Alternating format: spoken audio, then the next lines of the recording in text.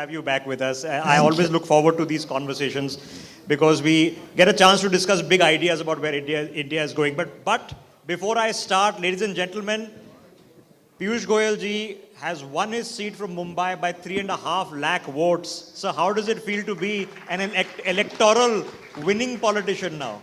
No, it's truly a delight, Mr. Gulati, and for about 40 years I've been fighting for others. I've been working, handling campaigns, either for the party or for other leaders. It's been an amazing experience. The amount of love and affection that I got, that the Honorable Prime Minister enjoys from the people of North Mumbai was a delight. And I'm thrilled to be a part of the Lok Sabha. So I have to ask you, sir, now, 2 months ago when we last spoke to you while you were on the campaign trail and now, the government is back, you're back, and in many ways, the big question people have is, do we get to see policy continuity, sir? Because the numbers of government have indeed changed.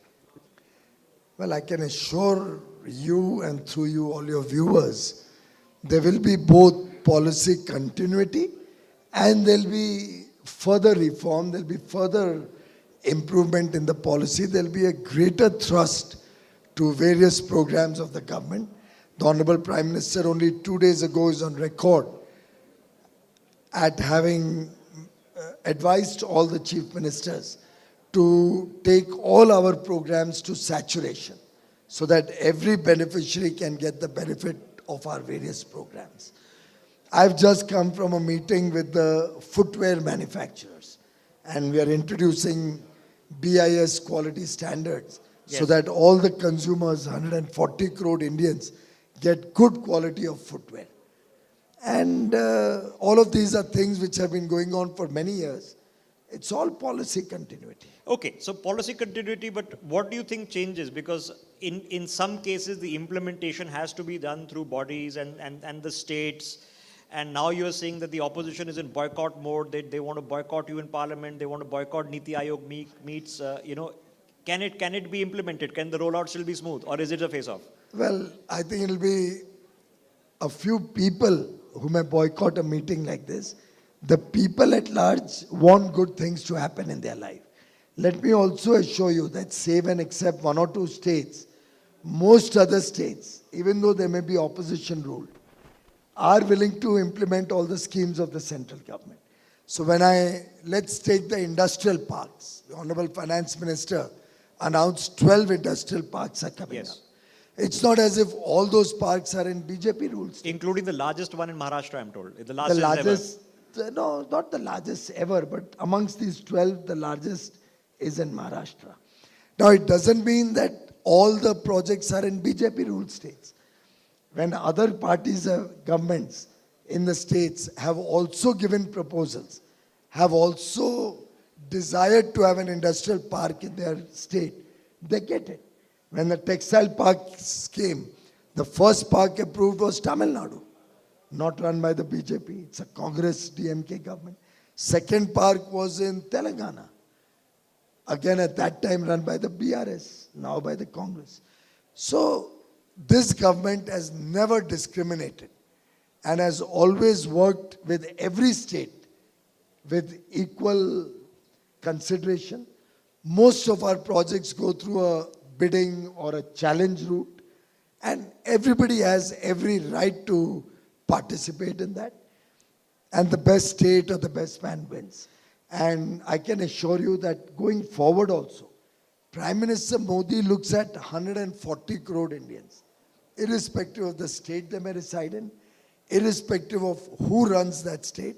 He looks at the country as one, and he believes that unless the entire country develops, we will not be able to become a developed nation. Okay, I have to ask you on the big ticket item from the budget, which we are just few days away from, and of course you've been in Parliament where the budget session is being discussed as we speak. So now we are being told internships, We are being told that new hirings are going to be incentivized by government in the private sector. We are being told that fresh hirings, additional hirings will be incentivized to the PF route. What's the mathematics? What does that create in number of possible new fresh intakes and job generation in the private sector? Broadly, these 5 schemes that the Honorable Finance Minister has unveiled aggregate to about 4 crore 10 lakh jobs, largely in the private sector. Some of them could also be in PSUs. But this is only part of these schemes. The regular job growth is going to be an ongoing affair. The regular incentivization of making in India goods and providing service from India in terms of the services that is growing very rapidly. The large thrust on infrastructure and the associated multiplier impact and the jobs that it creates. Let's, for a moment, look at infrastructure. When 11,000 crores are spent by the central government, in addition to that, states will also spend. In addition to that, private sector will also invest. Collectively, it could be anywhere from 20 to 25 lakh crores being spent on or invested on infrastructure projects. Let's take 20 lakh crores for argument's sake. It's an approximate figure. Anybody in this room, any of your viewers will agree that roughly 1/3 of any infrastructure project, you can construct a building, you can construct a road, you can construct a highway, you can make a port, roughly 1/3 goes into labor or management. That's incomes for the people of India. Another 2/3 goes into goods and services. Those goods and services result in greater degree of trade, व्यापार बढ़ता है, कारोबार बढ़ता है, उद्योग को बल मिलते हैं, the demand goes up for goods and services. So logically, there's jobs created in all those sectors: steel, cement, furniture, carpets, electricals, air conditioners, public address systems, firefighting systems. You name it. They say almost hundreds of sectors get benefited with one infrastructure project. And when you spend 20 lakh crores, you are not only giving a big boost to demand of goods and services, you're also adding to the purchasing power of all those associated with these projects or associated with providing goods and services to these projects. And that is where the multiplier impact, it ranges from 2.5 times to 3.5 times, depending on the kind of project. So every rupee invested in infrastructure has that multiplier impact on the economy. That many more people get incomes. That income leads to purchasing power or demand. And that virtuous cycle, one can call it a Chakravyu, since our leader of the opposition today's got stuck, his needle got stuck on one word, and then he didn't know. He just kept rambling everything around Chakravyu. But I think this virtuous cycle of growth is what is taking the country to the next. So let me ask you about that, because they're also saying that, look, you borrowed this idea from us, and we are the ones who put jobs on the radar, and we are forcing government to do these steps which they should have been doing from long ago. फिर इतना नाराज क्यों हो रहे हैं? इतना आक्रोश क्यों है? I think they realize कि उनके जो ideas थे वो डोल्स के ऊपर सेंटर्ड थे. हमारा जो काम है वो कौशल विकास पर सेंटर्ड. बहुत अहम फर्क है, पर वो बालक बुद्धि को समझना बड़ा मुश्किल है. How is that ideologically different? Because in the run up to the elections, when we saw that one manifesto is saying that we are going to create Lakpati Didis by giving drones and other forms of employment. The other is saying we are just going to give you the cash. Now give you the cash is tempting. You saw post the elections people gathering outside Congress offices and demanding the 8,500 rupees. But that's a basic difference in thinking. Prime Minister Modi is trying to empower the people of India, empower the youth of India, empower the women of India.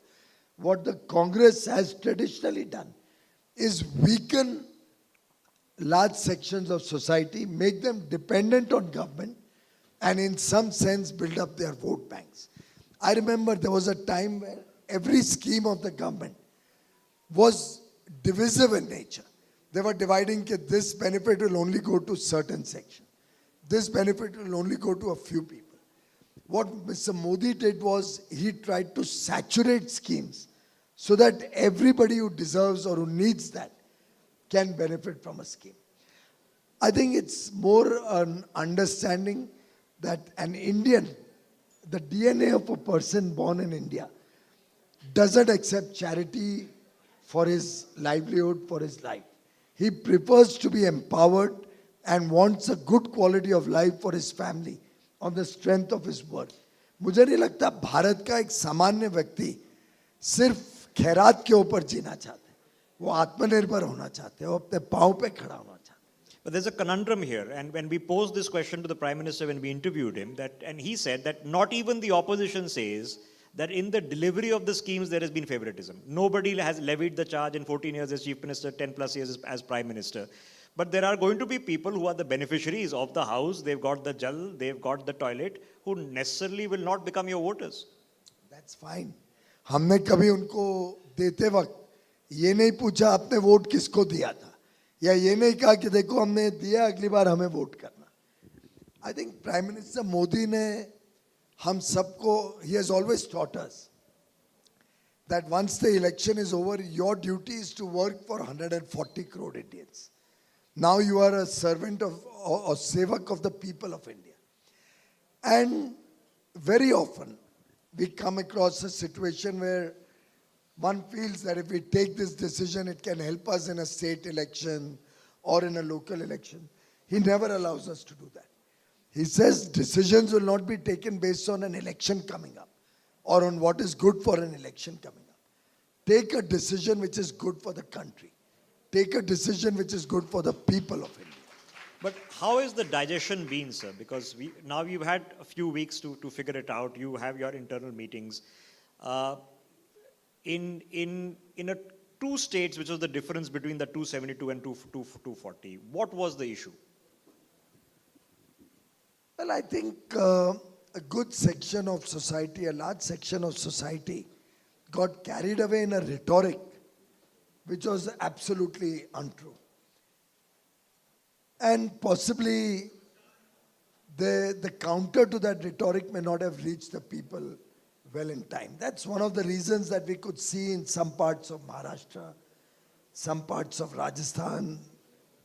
I think the rhetoric or the propaganda to some sections of society overtook reality.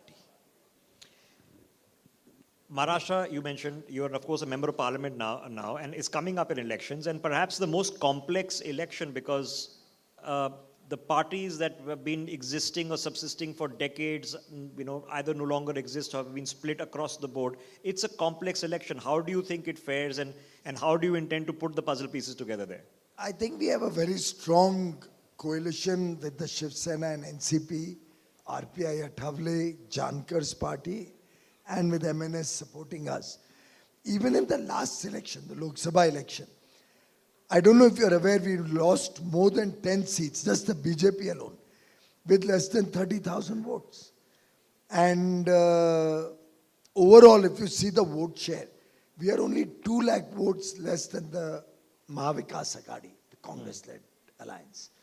So it's not as if we were very far behind or that they've really done wonders.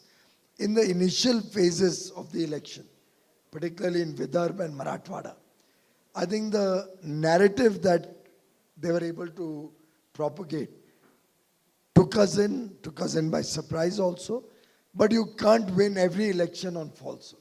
Okay, the alliance has done well in the civic polls. You had a very strong criticism recently of certain words used by Sharad Pawarji. Do you think it's become an issue of survival for him? It's become personal? What do you think has happened there? Well, I think he made certain comments which were completely false. And I think in a way, he himself was a part of that whole effort way back in 2000, in the earlier years, 11, 12 or so, where they tried to put some of our leaders into false cases during the Congress government.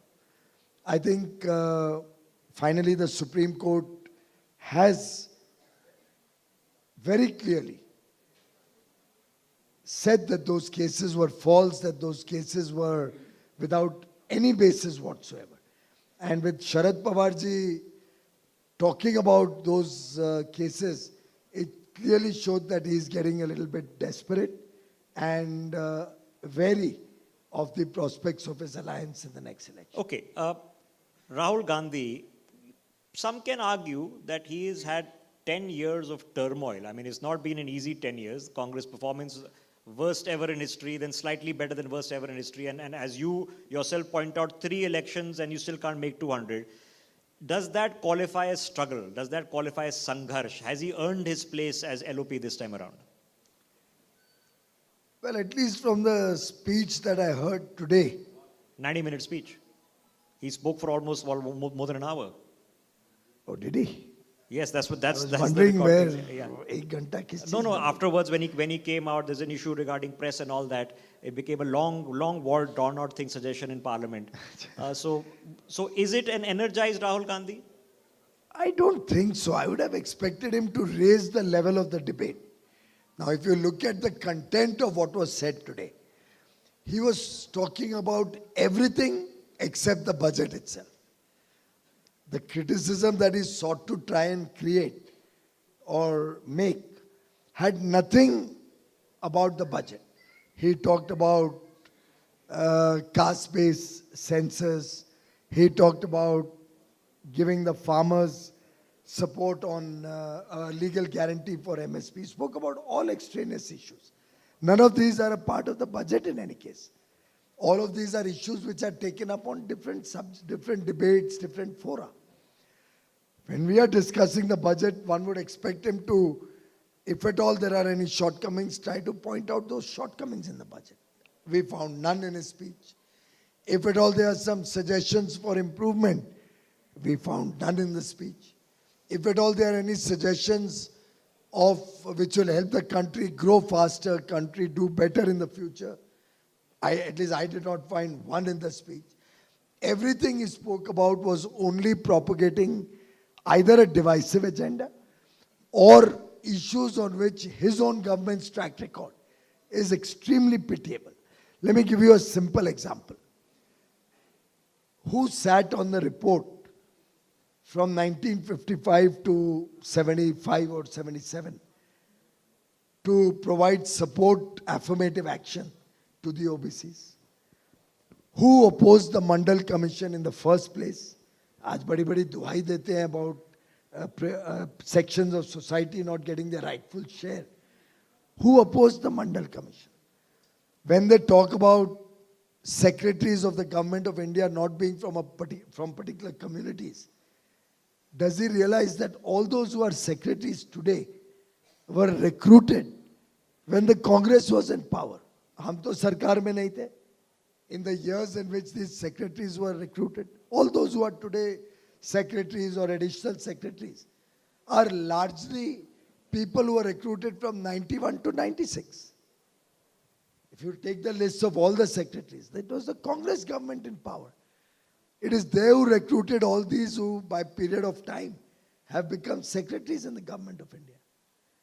So I think the gentleman, वही मैंने कहा ना, बालक बुद्धि है. He's not able to mature and understand these issues. And beyond a point, he will not be able to sell a fake narrative to the people of India. But does that also equate to an Akhilesh? Does that also equate to Mamta Banerjee? Because she also is the one who walked out and said, my mic is not working, and she's got Akhilesh campaigning by the for her way, Bengal. I read Mamtaji's statements during the day. She started by saying my mic was switched off. Then gradually, as the truth unfurled, and she realized she's getting caught on the wrong foot, and her falsehood is getting exposed, she said that after 5 minutes were over, the Honorable Home Minister tapped on his mic. He did that for every speaker. He had said in the beginning, 5 से 7 minute हर एक बोलेगा. And after 5 minutes of every speaker, every one of the speakers, he would tap on his mic to give a signal that 5 minutes are over.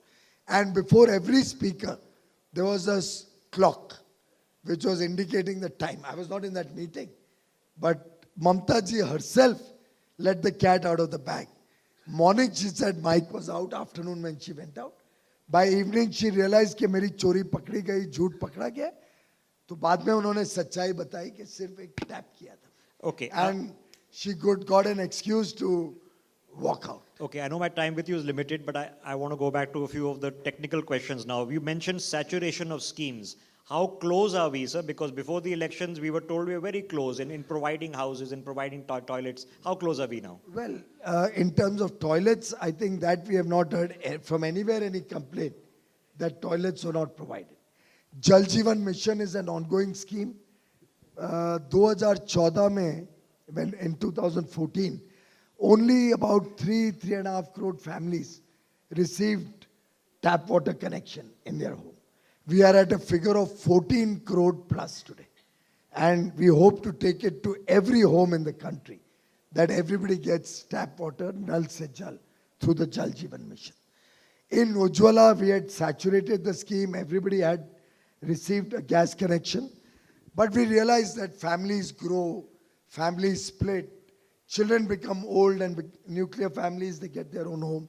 So we ran a whole drive to once more enroll anybody who doesn't have an Ujjwala connection, so that we can make sure through saturation that nobody is deprived of a gas connection. Now, the Honorable Prime Minister is taking it to the next level. Starting from the cities, we are trying to take piped gas connection to every home, so that the problem of cylinders or the cylinder being exhausted and some new cylinder taking a day or two to come, even that inconvenience goes. You have a piped gas connection. It also reduces the cost and consumption falls. Similarly, on Ayushman, we have a provision to go up to 60 crore people. We are actively engaged with all the states. Please add more beneficiaries. We have issued cards to about 35, 38 crore people. But we are continuously talking to people who are eligible for Ayushman card to take an Ayushman card. We wish to issue more beneficiaries the Ayushman card. So all of these schemes, we are taking up to saturation. Okay, but in the homes, if you recall, the Honorable Prime Minister has announced that while having already built 4 crore homes, rural homes for the poor, in this term we propose to add 3 crore more homes. And now the enumeration process will start. yeah, urban homes also. Then for 1 crore people, he has announced urban homes also, apart from various schemes for slum rehabilitation, in situ slum rehabilitation, so that slum dwellers can also, juggi jhopdis, bastis can also get a better quality of life for their children.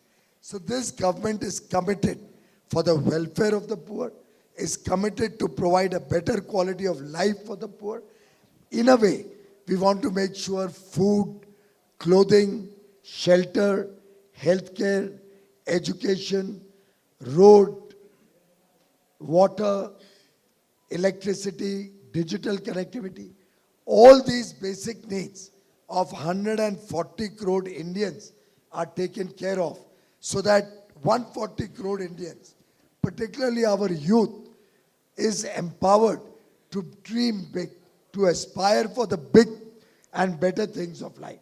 And when 140 crore Indians are aspirational, they demand a better future for themselves and their families, then the 140 crore Indians will work hard, will work well, and that is what will drive India to become a developed nation. Okay, I always ask you every time you come, sir. So my last question is going to be on this. How is the semiconductor plans working out? I mean, we are now seeing some progress, but is there light at the end of the tunnel in those projects?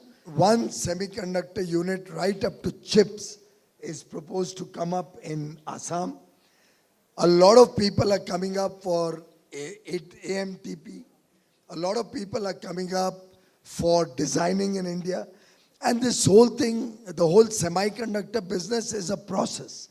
I've myself talked to all the top companies, Ashwini, Vaishnav, Rajiv Chandrasekhar earlier.